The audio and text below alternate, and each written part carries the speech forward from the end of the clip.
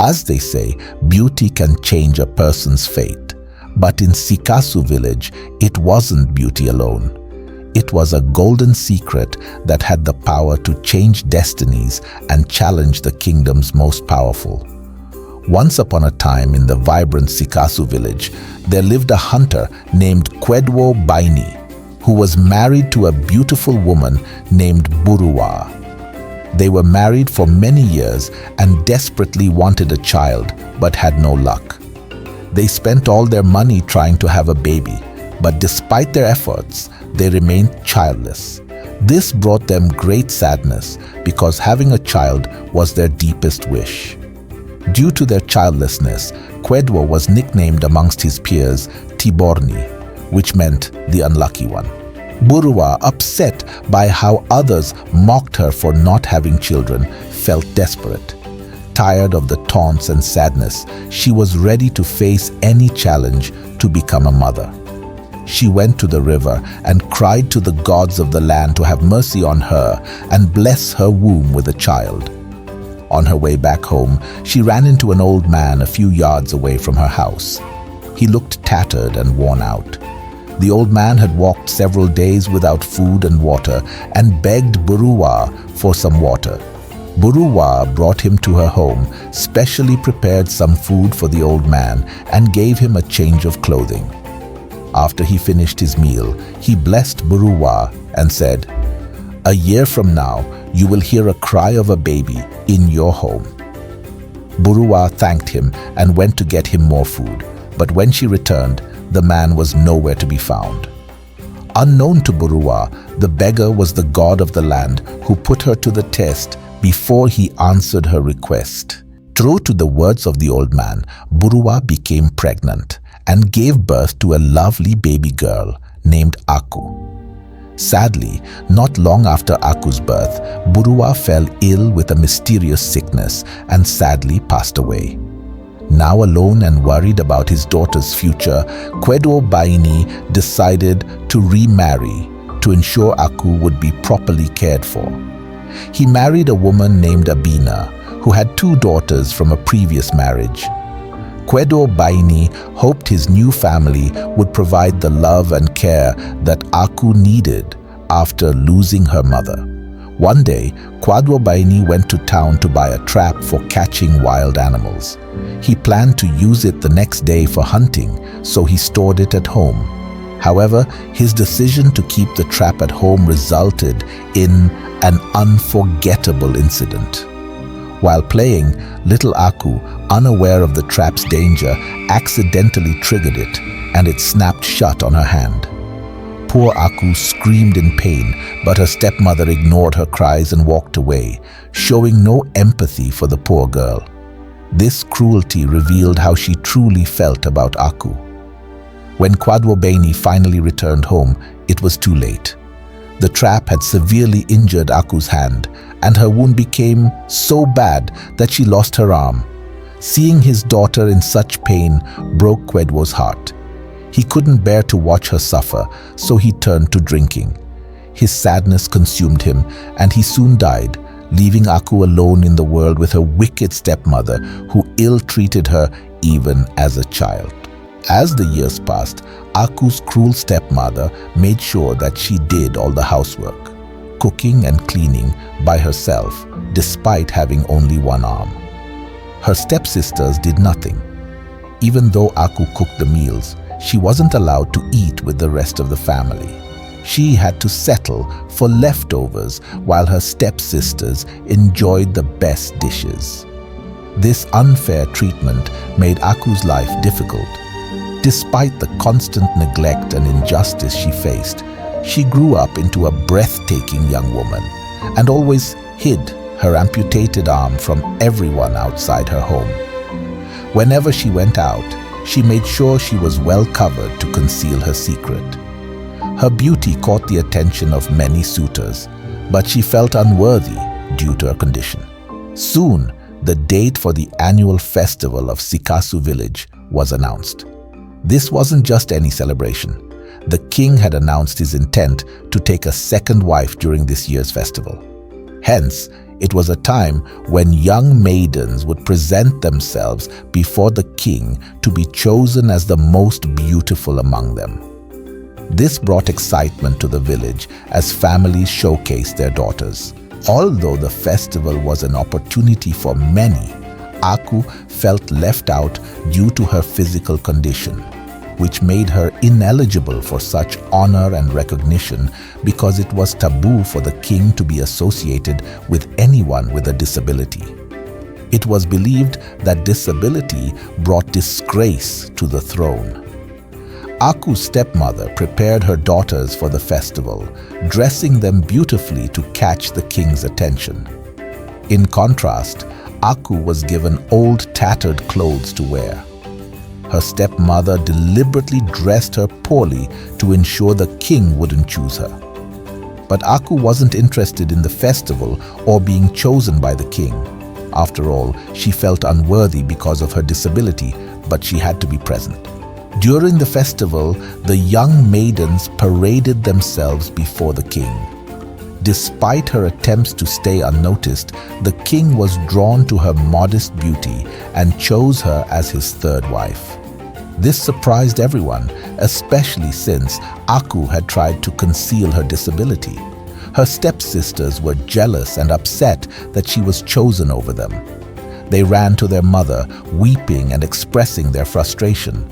Their mother, sharing their jealousy, plotted to embarrass Aku, hoping the king would regret his choice.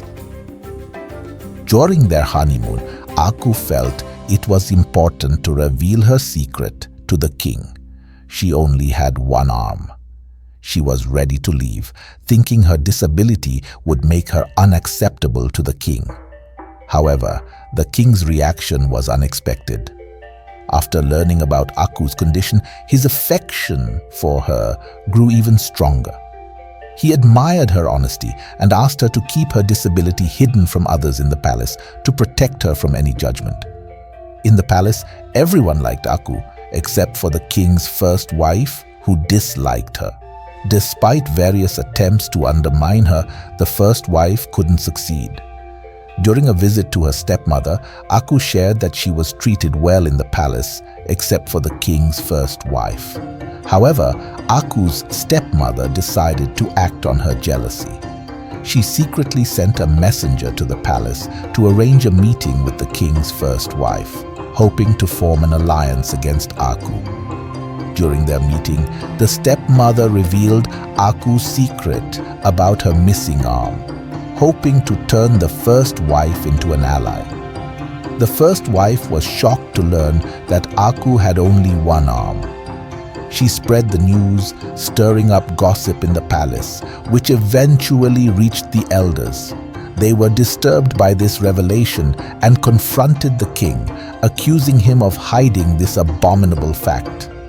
The king denied knowing about Aku's disability, but the elders decided to organize a parade for the king's wives to present themselves, allowing the elders to identify any with disabilities, specifically Aku. According to their traditions, hiding such a condition was a serious offense, and the punishment was severe, possibly including being offered as a sacrifice to the gods. The upcoming parade would put Aku in grave danger and also test the king's loyalty. This news left Aku feeling desperate, as she realized the king would not be able to save her due to the rigid traditions of their society. Overwhelmed by the thought of her imminent death, Aku decided to escape her fate. On the day of the parade, she chose not to present herself, knowing it would lead to her execution. Instead, she fled to the Sikasu River and contemplated jumping in to end it all. Alone at the river's edge, just as she was about to surrender to the waters, she heard someone calling her name. She stopped and turned around to see a towering figure unlike any man she had ever seen. He seemed more like a spirit, radiating a powerful yet kind presence. He told Aku he knew her troubles and was ready to help her. Aku was taken aback when the mysterious man called her by name. She asked if he knew her, and he replied, "Yes, I've known you even before you were born." With a commanding presence, he began to chant and summoned a massive creature from the river. The strange creature emerged and opened its mouth wide. The man urged Aku to be brave and place her amputated arm inside the creature's mouth. Despite her fears, Aku mustered her courage and did as he instructed. As soon as her arm was inside, the man performed a spell. Moments later, when she withdrew her arm, it was miraculously restored and adorned with golden bracelets. This transformation was astonishing. Aku witnessed the power of the man's magic firsthand.